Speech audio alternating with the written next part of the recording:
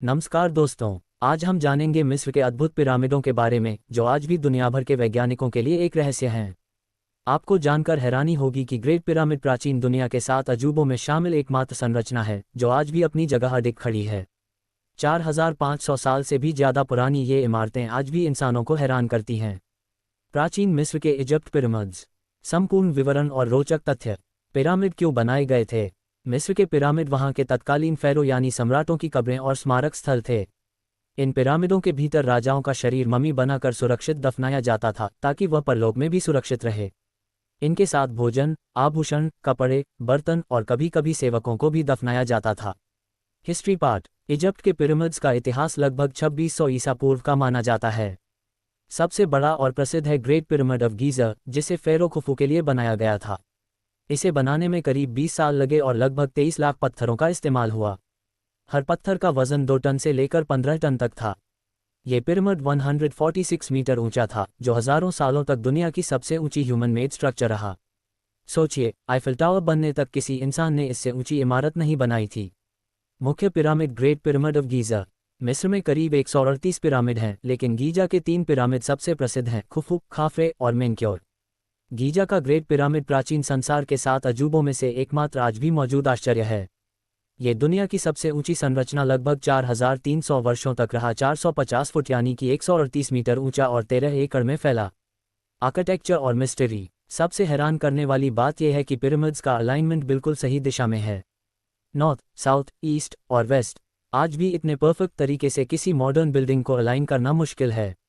पर 4500 साल पहले ये कैसे संभव हुआ? इन पत्थरों को जोड़ने के लिए किसी भी सीमेंट का इस्तेमाल नहीं हुआ। फिर भी ये पिरामिड्स आज भी तूफानों, भूकंप और समय की मार को सहते हुए मजबूती से खड़े हैं।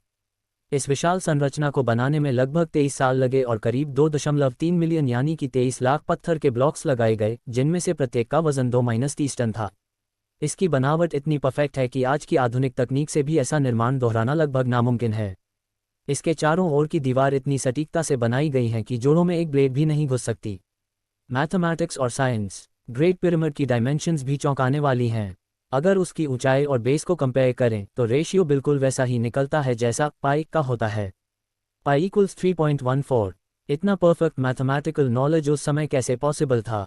इतना ही नहीं, पिरामिड की ऊंचाई को अगर 43,200 से मल्टीप्लाई करें तो उतना ही नंबर निकलता है जितना पृथ्वी की ध्रुव से ध्रुव तक की एग्जैक्ट दूरी है। क्या ये महज कोइंसिडेंस है या कोई छुपा हुआ विज्ञान?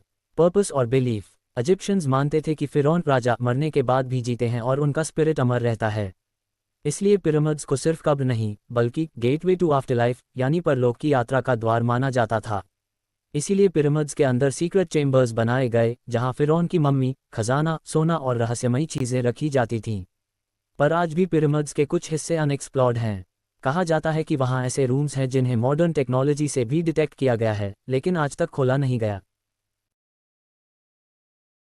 Amazing facts. मिस्र की तुलना में आज दुनिया में सबसे ज़्यादा पिरामिड पड़ोसी देश सूडान में है, वहाँ 200 से भी ज़्यादा पिरामिड मिलते हैं।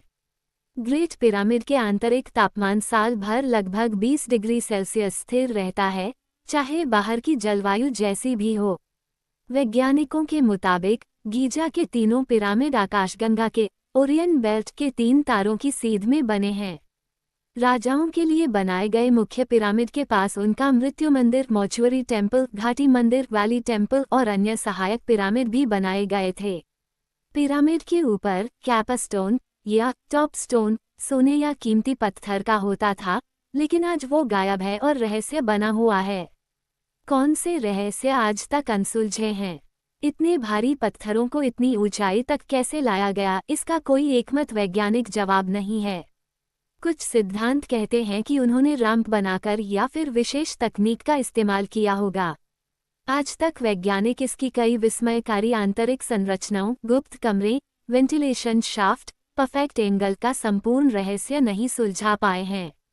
एलियन और मिस्ट्री थियरीज। कुछ रिसर्चर्स का मानना है कि इतने भारी पत्थरों को इंसान खुद नहीं उठा सकते थे।